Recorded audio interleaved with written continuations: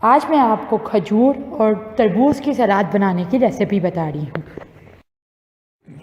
हजूर पाक सल्लल्लाहु अलैहि वसल्लम तरबूज या खरबूजे पकी हुई ताज़ा खजूर के साथ खाते थे और फरमाते थे, हम इस खजूर की गर्मी को इस तरबूज की ठंडक से और इस तरबूज की ठंडक को इस खजूर की गर्मी से तोड़ते हैं। एक तरबूज ने इसको काट लिया, इस तरीके से तरबूज काटें।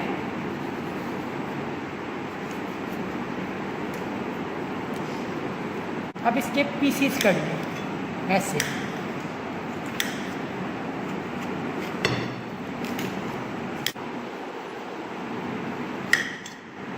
इसके पीसीस कर लें। ठंडा तरबूज में तो ज़्यादा मज़ा आएगा आपको।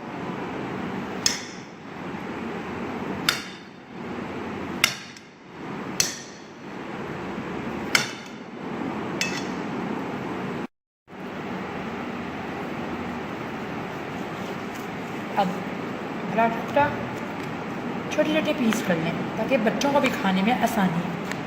इफ्तारी में ये सलाद खाएं और एनर्जी के साथ साथ सुन्नत पूरी करने का भी सवाब हासिल करें।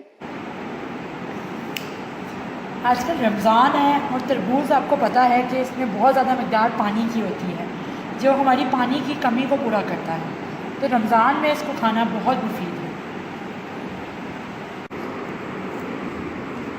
खजूरों में से गुठलियाँ निकाल लें इस तरीके से।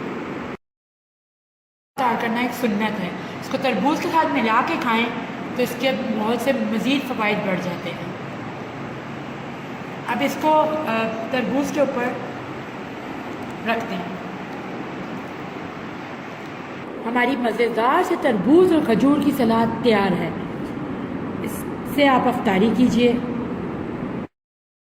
हदीस की रोशनी से भी ये बात वाज़िया है कि तरबूज क्योंकि ठंडा होता है, खजूर गर्म होती हैं, तो तरबूज खजूर की गर्मी को ख़त्म कर देता है।